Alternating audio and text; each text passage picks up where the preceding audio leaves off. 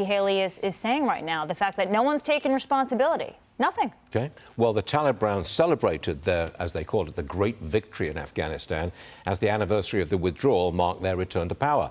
John Paluska is a retired Green Beret who served in Afghanistan and joins me now.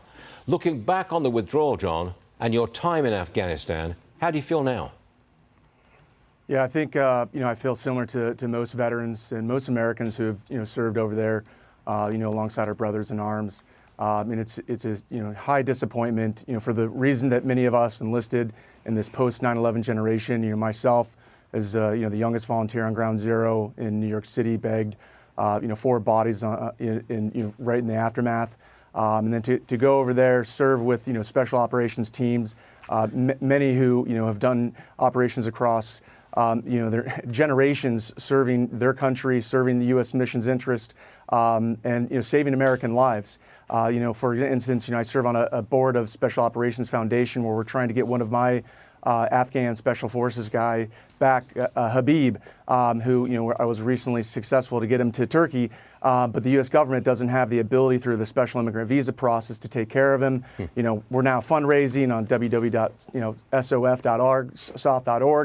to try to find peace for him, and I shouldn't be doing this. Our charity shouldn't exist. The U.S. government should have done a better job of taking care of the withdrawal plans. Shouldn't have marked a date. Shouldn't have given a time, a location. Well, do you think a lot to be angered about? Do you think Biden has made America safer? I don't think anything that we did in Afghanistan has made America safer.